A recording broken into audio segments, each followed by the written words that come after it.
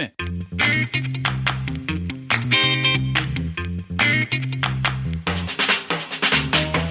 Welcome to the Senior Rehab Podcast. The podcast for rehab clinicians that want to better serve older adults. And now, your host, Dustin Jones.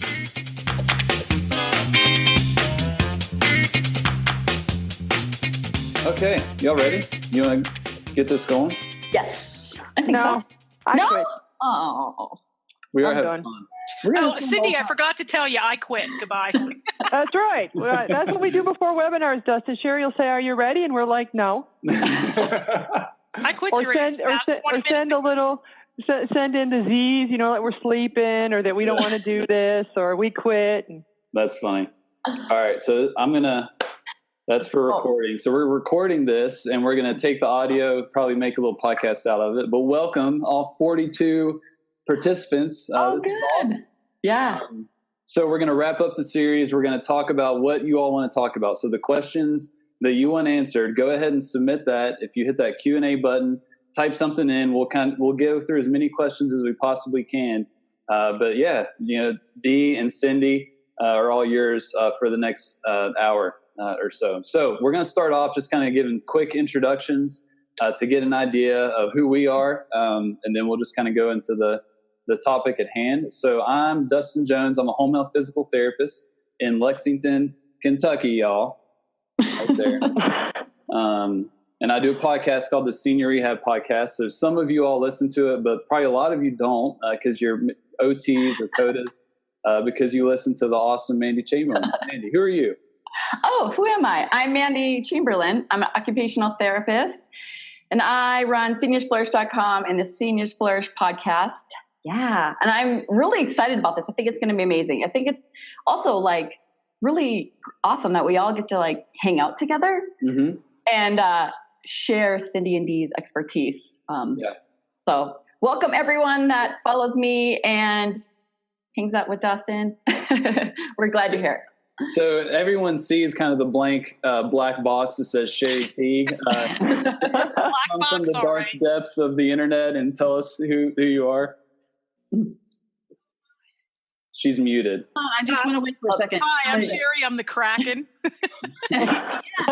Quick introduction, Sherry. I tried to hide mine, Dustin, so that you guys. So it said that show non-video participants. I hid mine, so I'm surprised it's showing up on everybody's. Maybe it's just showing up on y'all's, not everybody else's. Yeah, we just see a black. Sign. Oh, what am I supposed to be doing right now? Introducing yourself. Quick introduction of who you are, because everyone sees your that box. Oh, I'm sorry, I fell asleep. My name is Sherry Teague, and I have to wrangle these two ladies in the top boxes. I'm actually known amongst you, also known as the ampersand in Kornetti and Krafft, and my job is to do all the coordinating and stuff like that. So that's why I'm a mystery person in this. I won't be answering any questions. Okay, have a great day. Oh, Cindy. I'm Cindy Krafft, and I've been accused on more than one occasion of being a closet OT. I'm kind of concerned looking at this screen. It looks like the staffing pattern of most home health agencies, 3-to-1 at a minimum. So we need to definitely get the OT voice out there more. Been a PT for, I figured it out, 25 years, and have spent the last 20, almost 21 in home health. So a lot of stuff has changed, but I can't see myself in any other setting. Yeah. I'd probably get fired. I tried a little bit in the sniff. I did for a little while, and they told me how busy they were, and they have not asked me to ever come back in almost a year. So I'm pretty sure I messed something up. Somebody is poking the bear saying Brady 12 on the chat, Cindy, because they see Peyton in the background. That's not Actually, Brady. that's Andrew Luck. That isn't Peyton. Patty, whoever you are, don't ask a question because she won't. No, that's Andrew Luck. We don't really want to discuss that one either. And I can't carry this out into my hallway where I do have a life-size Peyton Manning up on my wall outside my office. So 16. I'm sorry. That's right. Yeah. Dee. I'm sorry. What? Let's do it. I'm Dee Kornetti. I'm the other part of Kornetti and Krafft. I am an OLD therapist. I've been a physical therapist for about 30 years. I used to own my own home care, Medicare certified home care agency with Sherry Teague in Central Florida. and I now do consulting. I have succeeded Cindy as the president of the home health section of the American Physical Therapy Association, where she served an illustrious. That's a great word. Served illustriously for many years. That's not even a word. No. And very happy to be here. This is exciting. All right. Ask away. Ask away. Okay, so we have 12 questions right now. We'll try and get to all of them. Y'all keep asking them as if we go through them pretty quickly. Once again, for the people that just came in here, top right corner of your screen, you can change the speaker view, which will be helpful. All right, so first question, the fun one. We'll just get this going. For it. All right. You're first. So Janelle Guerin, she said, please chat with us about the pending COPs. How will this affect us in the home, or how will this affect us in the home the greatest? Go for it, Dee. The COPs are your baby. Well, there's major revisions to the COPs, and the only reason they haven't been put into place was because of a statute in a number of years when they first came out in the late 90s. They're going to update patient rights. They're going to update infection control type issues. They're going to update quality assurance. But most importantly, I think what we have to look at is compliance. The biggest thing here is compliance. And it's about not just getting it right, but how did we get it right? How do we reproduce that? How do we share that? And how do we continue to strive to reduce costs? So the COPs are huge. Don't be afraid of them. There are things that we should be doing anyway. They're things you want for your own family member, for yourself if you're in the healthcare industry. But there is some administrative burden that's going to be associated with the COPs. So if you haven't read it already, read through it. Cindy and I have done some webinars specific to the COP, and they've been delayed overall to be implemented until January 13th, right, Cindy, of 2018, January. Mm-hmm. And then the QAPI, the Quality Assurance Performance Improvement or continuous improvement efforts that are going to be very intrinsically geared to the agency, who you deal with, what you find, how you can improve upon what you do, will take effect next July. So that's been delayed now another 6 months on top of that to allow agencies to prepare. Here's what I would say about the QAPI. Know your data. Know your data. Know what you do well, know what you don't do well. And these are things that are going to position you well to be partners with acute care facilities in these alternative payment models. Be aware of what that requires. And I would even challenge every PT, OT, PTA, and CODA, be involved in that process in your organization because it is very interdisciplinarily oriented. It's clinical expertise. It's not discipline specific roles and responsibilities like we've seen historically. And so you could be a great asset to your organization by being part of the QAPI team. And it should be represented by more than just quality assurance nurse. I think a couple things also are that it pushes heavily on patient involvement in care planning. And I think we've gotten kind of lax in our documentation with the checkboxes, patient agreed to plan of care. Yeah. But we all know nobody's ever looked at us in our career and said, you know what, Dustin, my goal as your patient is I want to be able to ambulate 150 feet to my mailbox with standby assistance and my walker because my life would be amazing then. It's really going to challenge us to not do the obligatory check a box or say, yep, the patient agreed with me, which very often I think the box should just say, patient didn't argue with my plan of care, because I probably didn't tell them what it was. But to really get them involved, and I think it's going to shape a lot of our documentation and the goals in particular about does it really reflect the patient is actively participating? I think the other thing, especially on the heels of the proposed rule hitting yesterday, is when Dee's talking about therapist involvement and quality, we really have to bust the mold to stop it being about ambulation, bathing, and transfers. Mm-hmm. We really have to think bigger about how we reduce rehospitalization rates, how we keep people out of higher cost care settings when they don't need to be in one. how we manage with pressure ulcers, how we deal with interfering pain. I hear as recently as this morning, the conversation with an agency that, I really want to work on my outcomes and my therapists really need to focus on, and what do they go back to? The therapy outcomes of ambulation, bathing, and transfers. And I think we have to think bigger in terms of what our impact really is on quality in home health and not stay relegated to the stereotypical boxes of, and then they subset it and say, well, ambulation is PT and bathing is OT. And yes, we know, but you got to use your data for that. I absolutely agree. But I think our historical risk is we get pigeonholed based on our disciplines to the idea that we are responsible only for the quality things that sound like therapy. And that's going to bite us in the long run. So Sherry, the blank screen at the bottom, she's going to post a link in the chat for you all to read further about that topic that is pertinent to many people in this chat room. There it is. Link the COP. So everyone, all the participants, go ahead and check that out, and you can read further. Dustin, did we get to the answer? Did we kind of help out a little bit? Or okay? Yeah, I think so. So yeah, let's go to the next question. Mandy, what you got? Okay. So an anonymous attendee asked, what is the best way to truly document assessing a shower? Any thoughts on that? Well, defer to OT is what I see often written on the assessment.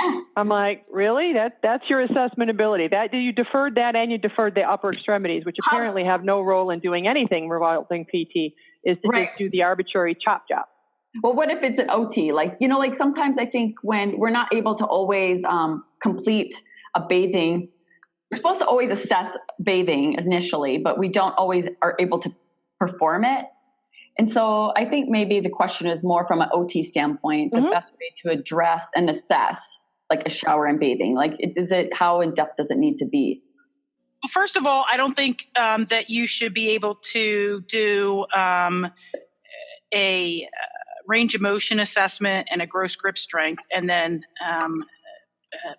analogize it to what it means for bathing. There has to be some, the transfer of training isn't real. So there has to be, how are you getting yourself washed? There has to be. And we see a fair amount, right, Cindy, where it's these simulations and they can hold the dressing stick, but there's nothing done. Can you get your stuff?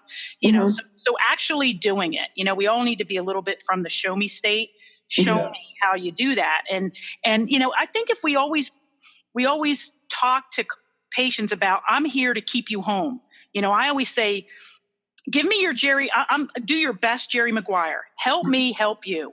This is a problem. You need to do it. You don't need to be dirty, stinky, and naked because you got to go see the doctor, right, for your face-to-face.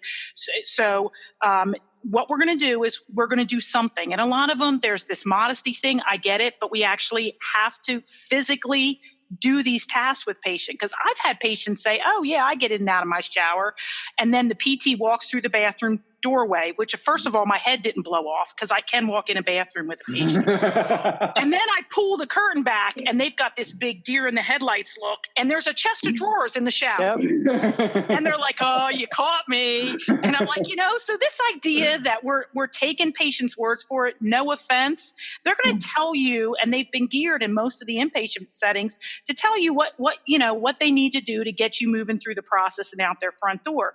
And I don't think it's that they don't want to participate. I think that we have to make it clear that this is to help them. Help me, help you. Second thing I'm going to say about assessing, pick an objective measure. I mean, I love you, OT. I like it. You're a little bit of the flower children, right? You're a little flowery about it. She's going to start talking about looms if you're not careful. You start describing a lot of stuff. Right. What we see in documentation is I see descriptions, that are very generic, and I don't see use of objective measures. Tie in your objective measures, right? If it's a grasp issue, give me pinch and grip strength. If it's a dexterity issue, where's your 9-hole peg test, right? I mean, I don't want you to rip out the loom or anything. We kid our friend who's an OT about the loom, right? Don't start weaving stuff on. I say that jokingly. PT has, we have diathermy, okay? We can microwave anybody, okay?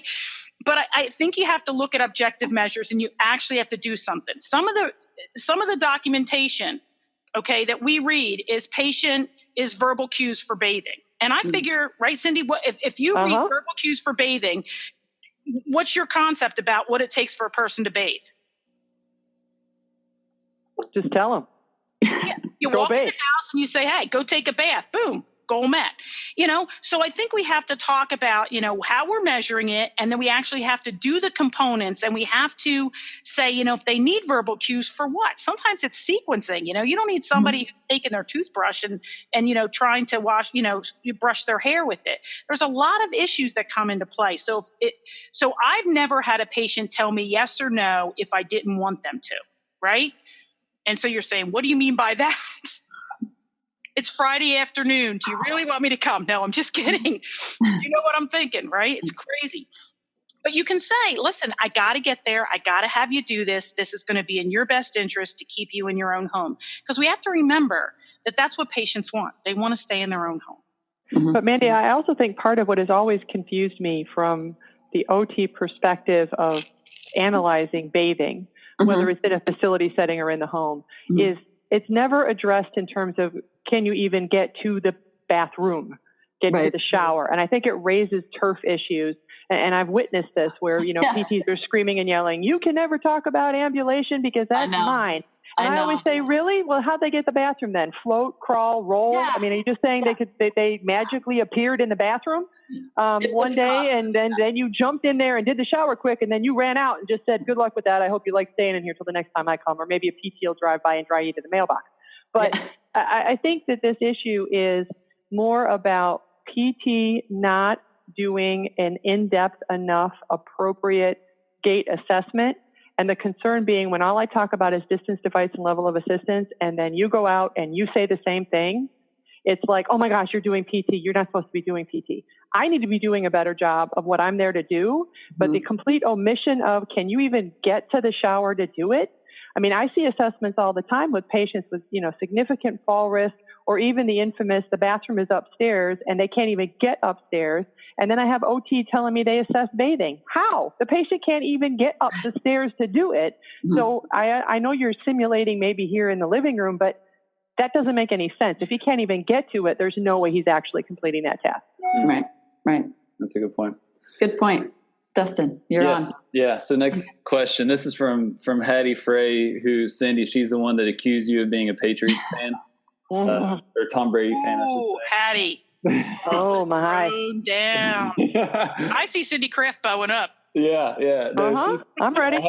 Hattie said, I work in acute rehab setting 3 years and love it. Struggling with capturing progress in words in regards to individualized activities from day to day. Many constraints with everything that inpatient rehab has, trying to be more efficient. So what would you all say to someone that's struggling to capture progress in words in their documentation, just kind of on that individualized, level?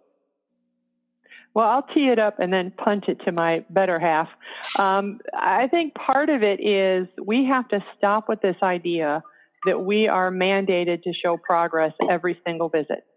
I think that we have done this in the past. We have fallen in line because of the improvement standard, which CMS has, been forced to admit was not appropriate to use, to say that your services were not going to be paid for unless the patient continuously showed improvement. They lost that in the Jimmo case. They lost again in a recent settlement that says, you know what, you didn't do the greatest job educating the provider. So we were on the lookout for CMS education to both providers and auditors. They are mandated to do it by the courts by September 4th, specific to the issue of maintenance care, that situation where progress is not the sole standard. And I think that we as therapists are so addicted to that idea of progress has to be shown that this has led to documentation of, walk 5 feet more every time I see you, 3 more reps of that arm exercise will get me there. That if, it's a slightly less, or my personal favorite D in the batch I was recently reading, we're going to get half a grade stronger. Yay. And it's like, okay, that's bigger than the number that started, or I'm going to really poke the bear, D, because I saw a run of, they just wanted to increase Kornetti by 2.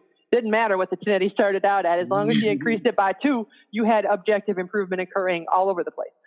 So I think it's realizing that it's not going to show even patients that you ultimately envision improvement, they're not going to improve every single visit. It's just not. So the issue is not, and I think we've allowed ourselves to be defined by that to the point where I see patient performed, patient completed, patient did. Were you even there? What was your contribution? I mean, the issue of skill is, why did you need to be there for this visit to be successful? And it's successful if you did achieve some improvement. It's successful if you prevented decline. It's successful if you had to troubleshoot something that you didn't expect, to rework this plan today based on the current presentation of the patient. But I think we've removed ourselves out of the documentation, and then we're struggling to say, how do I show this incremental change every time? So your thoughts on that, Dee?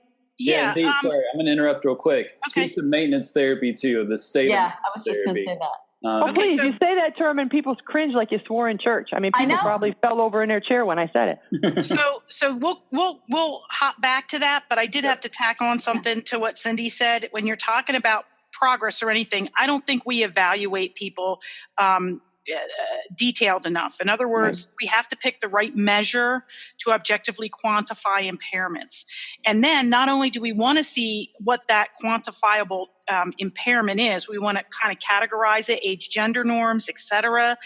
All right. But we also have these other things that come into play, whether their confidence is a factor, their endurance, you have somebody who has CHF and COPD, and maybe they've always been able to do this, but the energy consumption in the process of doing it is astronomical, to the point where they're not safe and able to do it if they don't have support or assistance, or they just stop, they restrict their activity and don't do it.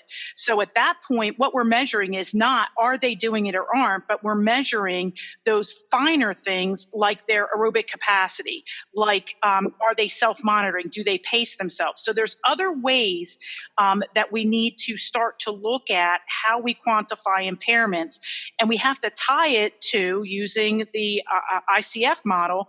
And regardless the setting, this is what's been adopted by AOTA, APTA, and ASHA, the holy triumvirate of therapy. What we have to look at is, how does that impairment impact a person's ability to participate in activities and continue to or resume participating in their normal social roles and responsibilities, right? If this is a person who was the homemaker, when they leave your inpatient rehab, are they going to be able to go back home and do this? Do they live alone? Are they a caregiver for another person? We have to start to look at our patients a little bit more holistically than a stroke, a knee, a person with dementia. And so pick the measures that are specific, that can help us quantify an impairment. But more than that, start to look at the global impact of it, right? Depression, anxiety, quality of life type things. Sometimes we can't change the severity of a disease process. And we see that a lot with our chronic disease, that we're not healing these people. Either are the doctors, either are the nurses, either is anybody else that they receive medical care from. But why do we feel like we have to get them better? And what is better for them? Mm-hmm. What actually is better? And so this is where we can circle back around to what are patient goals and what's important to them. Yeah. Well, it kind of just, boom,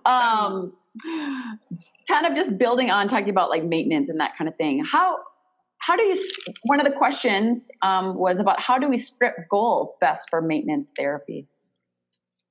Well, how not to is to not put the word maintain in every single goal. That's what we're starting to see is, this is a maintenance patient, so I'm going to maintain this and I'm going to maintain that, and that'll take care of it. It's like, there we go. I can't use mine because it's holding up my computer right now. But, I think I'm not trying to do self-promotion. I'm just saying it is a challenge. Right. Yeah. You have to be a good goal writer. And if you're goal writing now, right, is you check a box on an EMR because that's what they give you. We've had people tell us to our face, I swear to you, I do what the box tells me. Yep. It's just trying to get it done. They're just trying to get it done. Yeah. And I understand. Yeah, I get it. But you have to have a good template and a good discipline when it comes to writing a goal. And if you can write a good maintenance goal, your progress, your rehabilitative, your improvement goals are a walk in the park.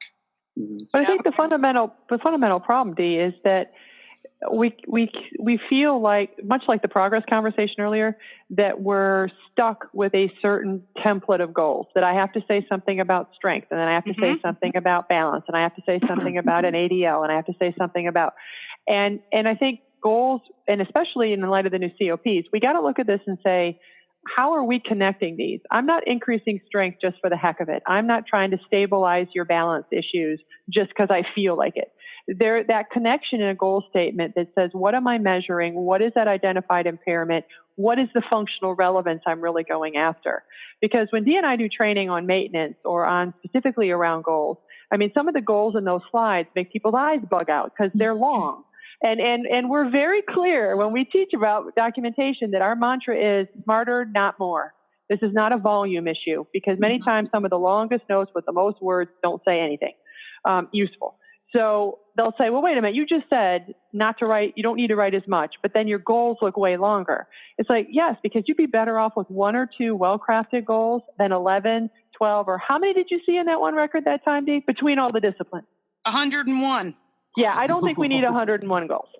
Discharged in 2 weeks, met 70. I know. That's pretty good. That's pretty. So can you give an example of a maintenance goal? Okay, so here's what I'm going to say about a maintenance goal, Mandy. First of all, Cindy and I don't do goals because our greatest fear is that we're going to give you a chart. We've seen it. Verbatim what we say. Now, here's what I'm going to say about a maintenance goal. Who is the focus of the goal? Mm-hmm. What is the impairment that you're trying to stabilize, right? What do you want not to get worse, to deteriorate or decline within the normal constraints of the disease process, right? If it's MS, if it's tertiary Parkinson's, I get it. If it's ALS, that's the normal disease process. But what is it that you want to see that if you came back in 3 months, 6 months, I don't know, 12 months, what's the evidence show us about that disease process? Have you reduced the risk? Okay. How are you going to measure it? What tests? So you're looking for stabilization of function. And how are you going to measure that? Well, you got to get a baseline measurement of what the impairment is, right? And so but we don't do tests and measures on maintenance. What are you talking about? Why would I measure something that isn't going to get better? Because we can show we stabilize it. But then when I redo the test, the score is basically the same. What was the point of that? So here's what I would say. If you want an example for somebody with a chronic disease, right? Let's say this is a person who has CHF and COPD and is very impaired aerobically and is not going to necessarily recover to age and gender norms. I still might do a 2-minute step test and look for them to be 75% of their age and gender norms, right, of that, from where they are now, to be able to complete their activity, which might be bathing or very metabolically demanding, right? And to be able to do that with monitoring their own rating of perceived exertion, or with a rating of perceived exertion not greater than, right? Demonstrating, so it's a stabilization of functioning, all right? It may be improvement of a quality of life measure. We have to start looking at some of these global measures.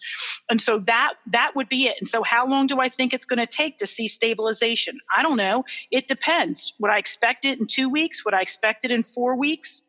You know, and so I have a feeling that I want to monitor them once I have them in that plateau. I want to monitor them for a longer period of time. I'm not going every week. I'm not just doing the same thing over and over again. I want to transfer that to them, and I want to see that they demonstrate those skills, apply that education, and they have a stabilization from where I took them when they hit the plateau. There they are. And over time, as they're doing their activities, they continue to maintain that level, right? And I can go back and measure that. Maybe I gave them an exercise program. Maybe they gave them an aerobic capacity program. Maybe they're on a walking program or something like that. And so I see that it has the intended effect. That's my thoughts. Okay, but I think part of it, Mandy, is we touched on it earlier. The word itself, maintenance, makes people get uncomfortable. Or shut it down and say, I'm not going to talk about this. So you've heard Dee and I use this word repeatedly just this evening. What we're trying to change the conversation with is to say, let's stop with the word then, if that's what's giving you the hives and the cooties, and just say what we're really focusing on is stabilization of function. And I think for many therapists, when you say it that way, we relate to it differently when you say maintenance therapy. And we're not saying it's, a semantic issue, but that word has so much baggage with it that it can impede constructive discussion of how does our skill set contribute to this particular part of the benefit. And we can say, I understand my value in stabilizing this patient. I think many times we see that drop the stress level from the get-go, as opposed to saying, do you maintenance? Do you do maintenance? No, I don't. Why would I ever want to do that? That's not really therapy. That's seeing people for like 5-10 years at a clip, and we just don't do that here. I mean, in a recent conversation, I was informed by one home health agency that their entire state had not a single patient in it that would ever need maintenance therapy. They proclaimed that the entire state was exempt. What does that say? Yeah. What are you doing? But I think that helps. Whether it's, an inpatient facility, an outpatient center, and home health, I think we really have to reframe the conversation in terms of our ability to stabilize function and stop with the reactionary feel we get the minute somebody says maintenance. Yeah. And it sounds smarter too. Stabilization function. A whole lot smarter. All right. Well, it's all about the magic that you bring that no one else is going to bring, right? It's the magic that is me. You guys all have those stories where somebody does should have had a V8, right? Why didn't I think of that? All I say in the back of my own head, I don't let it out. Amazingly, I don't let it out is because you're not me. You don't bring the magic. I don't. That's right. Awesome. If anybody could figure it out, they would have solved it before you got there, y'all. Don't trade down on Don't give it away. She dropped the y'all. So if you all are interested in maintenance therapy or stabilization of function, Barry put a link in the chat box to where you can find the book that they've done that will answer, I guarantee you, all the questions that you will have about that topic. And I don't mean I'm not going to sell that, but we deal with that, Mandy. We actually take a case scenario from the start to the end, and we practice goal writings, and we do reassessments, mandatory reassessments, because it's not about the theory of it. It's about the application that we get tripped up on, and it takes time, and we really have to kind of switch the way we've been programmed, and we've bought into thinking that if we don't get people better, we have no role, and that's bogus. Right. Well, Dee, you even said the word plateau. I mean, that's another word that causes all kinds of. I mean, you said get them to the plateau and keep them there. I mean, I know I've got to give away. Freak out. Listen, I'm going to have to turn in my therapy card. That's right, because plateau is a dirty word in our professions. About you just don't want that. That means 3 strikes and you're out. However many treatments, and we must leave you. And I think part of it, briefly, is when we start to embrace the idea of stabilization and maintenance. I've seen clinicians who I think have a certain degree of guilt because they start to realize that there's patients that they could have kept and should have kept and didn't because they thought they were following the rules. So I've told you, we almost need to develop like the stages of grief. We're going to need the equivalent of the stages of the acceptance of maintenance therapy because when we do training with groups, you can watch people get angry. You can watch people get upset. You can watch people have that denial. There's no patients that need this. And then right before acceptance, you'll start looking at people and you're going, I know exactly what they're doing, which is that guy discharged, that guy, oh my gosh, you're telling me this was part of the benefit and I could have done it and I didn't do it. But I always view that as now we're thinking differently. That's our biggest roadblock is it's not just let's look at the regulation and say you can do it, but it's trying to get out of our own way to do it. That's our biggest challenge. And I think we face it more than our nursing counterparts because they have always been in there with patients that people don't expect to get better. We've always had that arbitrary, we'll let you in if we think they can improve. And if you can't really do that, you have to leave. Yeah. Okay. Yeah. All right, so let's steer the ship away from maintenance for a little bit. This is a good question since we have some PTs and some OTs, CODAs in the audience as well. We probably have some PTAs too. So a PT asked this question. So as a PT, and if an OT is also seeing this patient, I will sometimes put per OT for upper extremity strength / range of motion, just so we don't have discrepancies. Is this not the right thing to do? Red flags? What would you say to that? Well, the first thing is that my only concern of any sort of discrepancies would mean that both parties are actually measuring it with a legit goniometer, which right there I would be celebratory in that fact that they weren't just a bunch of numbers that end in 0 and 5 or have just a line down the thing for those still on paper is to imply that, you know what, when you really have everything that ends in 0 and 5 and both sides are exactly the same, what you're really saying is I didn't actually measure it. So I think, the concern about that, and I will punt the rest of that question to Dee, but for me, the discrepancy issue, I would love to see measures that are actually measures and not guesstimates or percentages or limited or decreased as being the extent of a range of motion assessment. But Dee, don't I have to do every joint in the whole limb of the entire body when I do this? Yeah, I'm really disappointed that most PTs don't do toe flexion and extension. What? Well, they document that they did. I know. They didn't Okay, do it. so if you didn't do it and you documented it, that's the bad F word. And that doesn't, well, you should be fired, but that's not what happens, right? It's fraud. So my statement is, I don't think that there's as great a discrepancy if we use objective measures. And there are objective measures for screening of upper body strength, such as the arm curl test, or lower body strength, the 5 times sit to stand or the 30-second chair stand. So if we all administer that test in the consistent with the way it should be in a standardized version, we should come up with the right numbers, right? Or similar in the same category. Depending upon the time of day.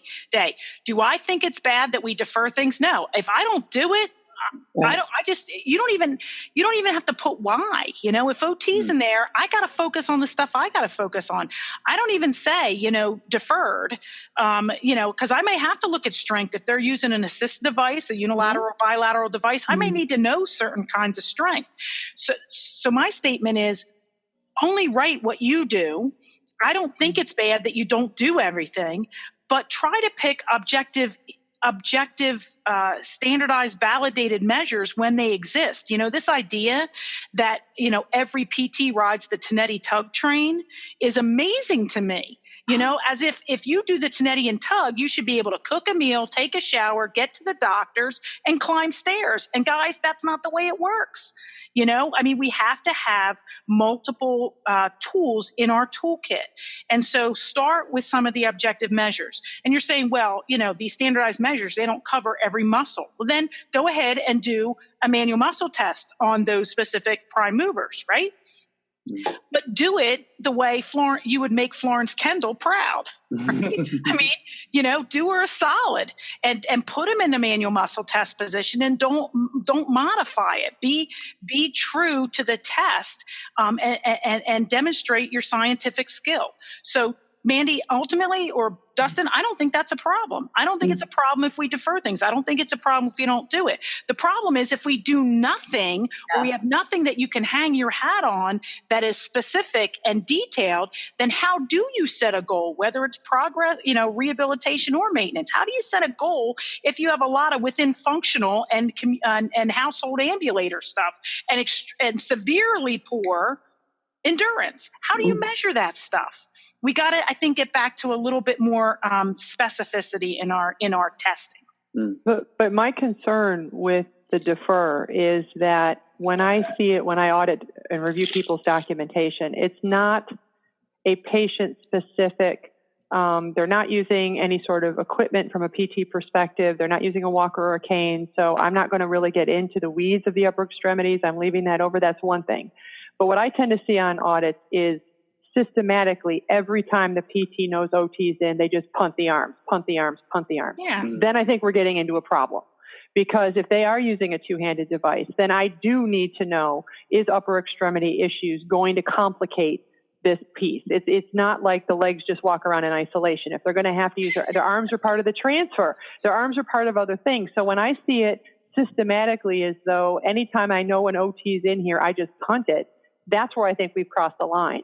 That says I need to, whether it is the arm curl test or a screen of prime movers, we need to do something unless we're truly saying, I think part of what needs to come with deferred is, then I don't want to see anything in your plan talking about you need to do any sort of upper body, anything PT, because you've just deemed it someone else's full domain for which you have nothing to say.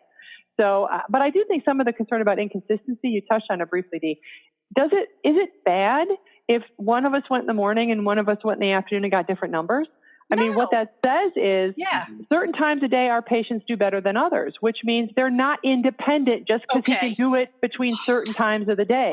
If he's worse later, and don't be putting that finger at me. I got to say something. Because I see that. You're leaning in. You're leaning in. Unfortunately, we are many states apart. Dustin's in between, but you can't get at him either. Dustin's drinking. Okay, that's all I'm saying. But that's where I think, the whole cut them in half, and that's not mine, and I don't need to do this, and I'm just going to punt it, because that would be, to me, that's the equivalent of then turning around to the same OT and saying, you better never talk about them walking anywhere, because that's mine. What? Really? What are we really saying about our patients? in terms of that patient. And when we find those discrepancies, I think it speaks volumes about their need for skilled services, because they can't just be, well, they can, bathe only between the hours of 11 and 12 is the window. And if you miss the window, they can't do it at all. But as long as we got that 1 hour, we are successful. That's not how people live. And I think we need to think about some of those inconsistencies are appropriate and should be documented. Listen, the best eval, you want a true baseline on a patient, go after the home health aide. If you're in home care, go after the home health aide gives them a bath, or after the speech path does the treatment with them. They're exhausted. I try to catch people. They're like, you're not going to come with me every time after I come from the doctor. I'm like, no, but you live by yourself, folk. You got to make yourself something to eat and get your dog outside so it doesn't poop all over the floor. So, hey, if you can't come home from the doctors and still function for a little bit to get yourself something to eat, Mr. Diabetic, and make sure that you don't have dog poop and pee all over your floor and you slip and fall in it, then I'm going to come and evaluate you then, because that's your true baseline. Not when you feel good. That's when I'll come work with you, when you feel good. Yeah.